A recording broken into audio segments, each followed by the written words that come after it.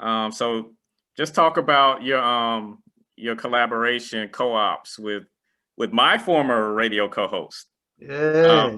Mr. Pilgrim, Young Promisito, Promise Shout out, Young. You got shout like out a to P got like Gritty. 100 names, he 100 said. names, 100 names, promise, 100 names. Yeah, man. So Shout out just to talk, Gritty. yeah. So talk about that. How you two started collaborating, and like whether we will see more work in the future. Yeah, well, when I left Columbia, like I said, I was a part of a group down here, and I never wanted to be part of a group again. I actually, as most people know, I'm a real solo, dolo introvert, alone type of dude. But there was a mutual producer that we had, JR. And he was making beats for me, and he was making beats for Promise, and he was like, man, y'all need to listen to each other.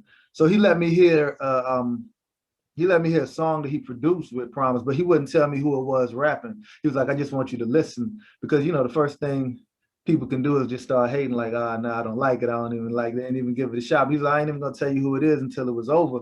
After the song was over, I was like, man, I can't even hate, man. Whoever that was had bars. And he was like, yeah, that's Promise.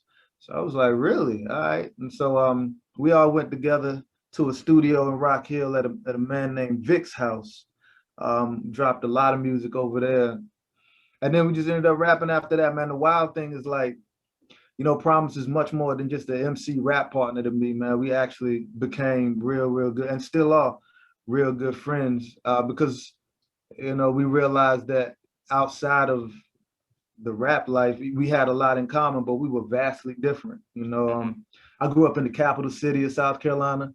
He grew up in Clinton, South Carolina, which is a much smaller, more rural setting. And we would go there and just compare the differences and the nuances between life and how we came up. And we put that all in music. And we dropped about 3 albums together.